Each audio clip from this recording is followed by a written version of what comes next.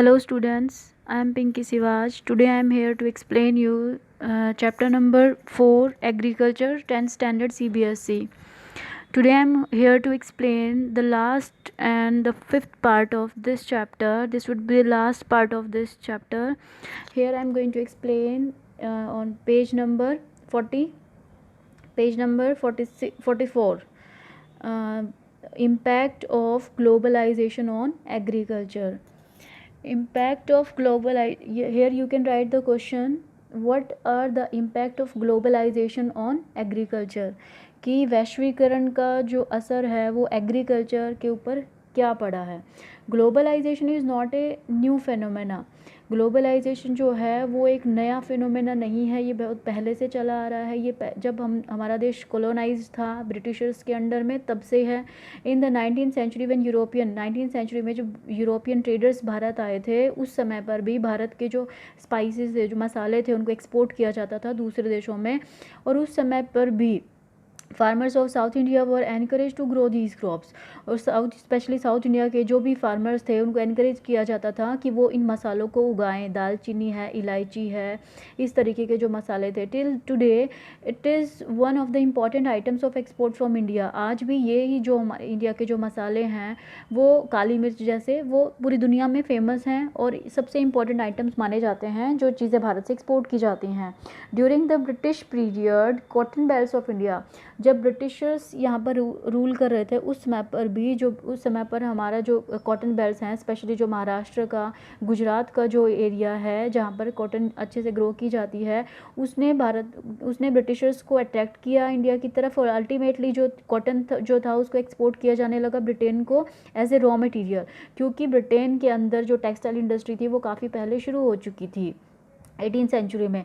Cotton textile industry in Manchester, cotton textile industry जो Manchester और Liverpool है, वो सिर्फ इसकी कॉटन की वजह से, जो भारत से एक्सपोर्ट की जाती थी, वो सिर्फ इसी रॉ मटेरियल की वजह से काफ़ी फ्लॉरिश हुई. आप इसके बारे में आपने चंपारण मूवमेंट के बारे में पढ़ा है 8th स्टैंडर्ड में. You have read about Champaran movement which started in 1917 Bihar. Bihar में जो चंपारण मूवमेंट हुआ था, 10th स्टैंडर्ड में हिस्ट्री के चैप्टर में भी आया था कि वहाँ के जो किसान थे उनसे ज़बरदस्ती इंडिगो यानी कि नील उनसे ग्रो कराया जाता था, और उनको उनका पैसा पूरा नहीं मिलता था. ब्रिटिश गवर्नमेंट जो थी उससे फिर ये जो मूवमेंट था चंपारण मूवमेंट, ये गांधी जी ने उनका सहयोग किया था इन किसानों को.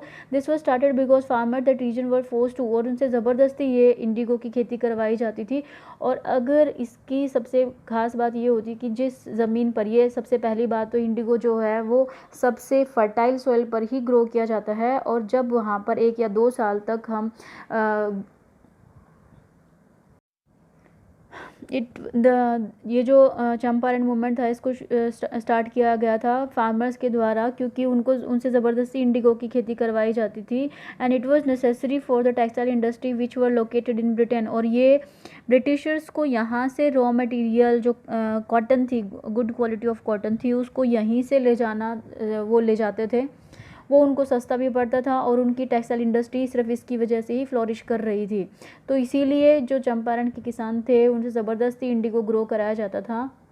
दे were unable to grow food grains and to sustain their families. और जब इन किसानों से इंडिगो ही ग्रो करवाया जाता था ज़बरदस्ती, तो वो दूसरे जो अनाज थे वो उनको नहीं उगा सकते थे, जिसकी वजह से उनकी फैमिली का गुजारा नहीं चल पा रहा था. Under globalisation, particularly after 1990, the farmers in India have been exposed new challenges.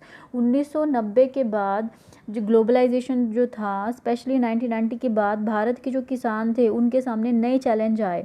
वो क्या थे, यहाँ पर आप ये क्वेश्चन भी बना सकते हो कि what were the challenges faced by Indian farmers after 1990s. Despite being an important producer of rice, Bharat जो है वो एक इम्पॉर्टेंट प्रोड्यूसर, लगभग दूसरे स्थान पर इसका नंबर आता है राइस के मामले में. Rice, cotton, rubber, tea, coffee, jute, spices and our agricultural products are not able to compete with the developed countries because of the highly subsidized agriculture in those countries. Bharat की जो भी agriculture या जो भी products हैं इतना अच्छा market होने के बावजूद भी, इतने अच्छे प्रोडक्शन होने के बावजूद भी भारत की जो भी प्रोडक्ट्स हैं वो दूसरे देशों के साथ compete नहीं कर पाते, क्योंकि दूसरे देशों में जो भी डेवलप्ड कंट्रीज़ हैं उन देशों में जो एग्रीकल्चर है उसको वहाँ की जो गवर्नमेंट है वो ज़्यादा सब्सिडाइज़ करती है, मतलब उसको ज़्यादा आर्थिक सहायता देती है। Today Indian agriculture finds itself as a cross road. आज भारत का जो एग्रीकल्चर है वो अपने आप को एक क्रॉस रोड का मतलब होता है असमंजस की हालत, कि आगे बढ़ाया जाए या नहीं बढ़ाया जाए। To make agriculture successful and profitable, भारत की एग्रीकल्चर को कामयाब और मुनाफे में ले जाने के लिए proper thrust should be given to improvement of the condition of marginal and small farmers. इसके लिए भारत की एग्रीकल्चर को कामयाब बनाने के लिए, उसको प्रॉफिटेबल बनाने के लिए सबसे ज़्यादा ज़रूरी ये बात है कि भारत के जो छोटे और जो मार्जिनल फार्मर्स हैं, जो अपने आप को बहुत एक एज पर पाते हैं, कि जिनको बहुत ज़्यादा फ़ायदा नहीं होता है, उनके पास छोटी ज़मीनें हैं, उनको प्रॉपर जो हेल्प है वो दी जानी चाहिए। The green revolution promise much, हालांकि जो हमारी ग्रीन रेवोल्यूशन आई थी 1962 में, उसने काफ़ी हद तक इस चीज़ को किया, but today it's under controversies, it's being alleged that it has caused land degradation। लेकिन जो हमारा ग्रीन रेवोल्यूशन था उसके साइड इफ़ेक्ट्स भी आप पढ़ चुके हो कि उसके ऊपर ये दोष लगाए जा रहे हैं कि उसकी वजह से हमारा लैंड डिग्रेडेशन हो रहा है, ज़्यादा इस्तेमाल किया जाता है केमिकल्स का, केमिकल फर्टिलाइजर्स का, जिसकी वजह, और ज़्यादा इरिगेशन को यूटिलाइज़ किया जाता है, जिसकी वजह से हमारा जो भूमिगत जल है, एक्वीफर्स जो हैं वो ख़त्म हो रहे हैं, हमारी बायोडाइवर्सिटी ख़राब हो रही है। The keyword today is gene revolution. आज इसका सबसे बड़ा जो सोल्यूशन है वो है जीन रेवोल्यूशन, विच इंक्लूड, जिसके अंदर क्या आता है, जेनेटिक इंजीनियरिंग। जेनेटिक इंजीनियरिंग का मतलब है कि चीज़ों के, चाहे वो ह्यूमन बीइंग हो, चाहे वो एनिमल्स हो, चाहे वो प्लांट्स हो, उनका जो डीएनए है उसके अंदर चेंजेस ला के एक नई तरीके से उन चीज़ों को इवॉल्व करना, that is known as genetic engineering.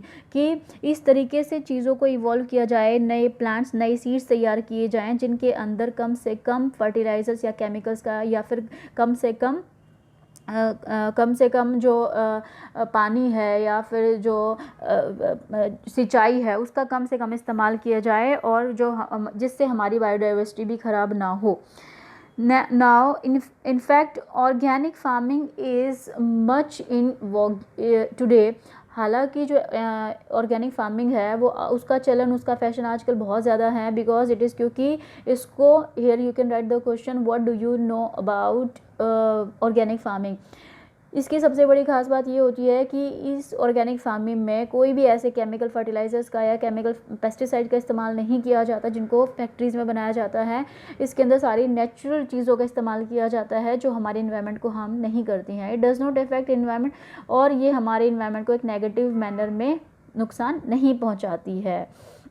Then a few economists think that Indian farmers have a bleak future if they continue growing food grains on the holdings that grow smaller and smaller as the population rises।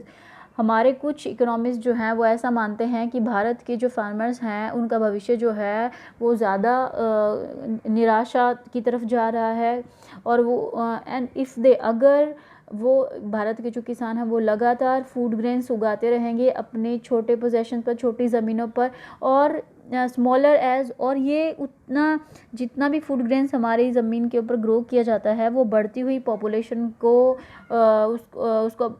उसके consumption के लिए काफ़ी नहीं होगा। India's rural population is about, Bharat की जो rural population है 2011 का डाटा के मुताबिक 833 million means 8.3 crore, which depends, जो कि डिपेंड करती है 250 मिलियन अप्रॉक्सीमेट, यहाँ पर दिया गया है 250 मिलियन हेक्टेयर एग्रीकल्चरल लैंड पर, an average of less than half A hectare पर पर्सन। यहाँ पर इससे एवरेज निकल के आएगा कि एक व्यक्ति के हिस्से में एवरेज तौर पर एक हेक्टेयर से आधे हेक्टेयर से भी कम ज़मीन आती है। तो ये अपने आप में बताता है कि सीरियसनेस कितनी है।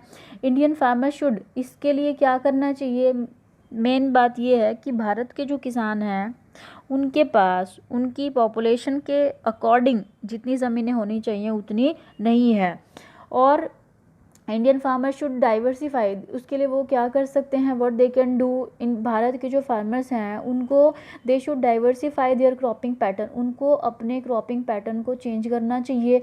जो भी वो सीरियल्स जो सिर्फ अनाज ही उगाते हैं उसके बजाय उनको जो हाई वैल्यू क्रॉप्स हैं उनको ग्रो करना चाहिए। सीरियल्स जो फूड ग्रेन्स के अलावा उनको हाई वैल्यू क्रॉप्स, क्योंकि साल में कम से कम 3 या 4 फसलें 3 फसलें तो उगाई ही जाती हैं। दिस विल इंक्रीज, इससे क्या होगा कि फूड ग्रेन के साथ साथ जब वो ये हाई वैल्यू क्रॉप्स उगाएंगे तो उससे उनकी इनकम भी इंक्रीज हो जाएगी and reduce environmental degradation simultaneously, और साथ के साथ जो हमारे पर्यावरण प्रदूषण है या पर्यावरण का जो स्तर गिर रहा है वो भी ठीक होगा। बिकॉज क्योंकि फ्रूट्स हैं, मेडिसिनल हर्ब्स हैं, फ्लावर्स हैं, वेजिटेबल हैं, बायोडीजल क्रॉप्स हैं।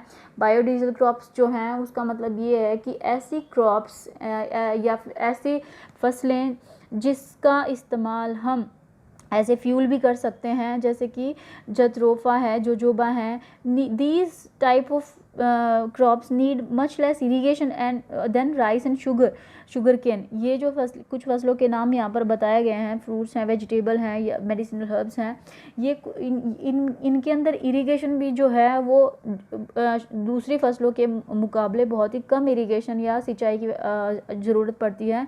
India's diverse climate can be harnessed to grow a wide range of high value crops. भारत की क्लाइमेट इस तरीके की है जिसका इस्तेमाल हम अलग अलग तरीके की जो हाई वैल्यू क्रॉप्स हैं उनको ग्रो करने के लिए कर सकते हैं। अगर ऐसा किया जाता है, इसके ऊपर काफ़ी रिसर्च की जानी बाकी है, अगर ऐसा किया जाता है तो definitely the condition of Indian farmers would be better than now. So that's it in this chapter.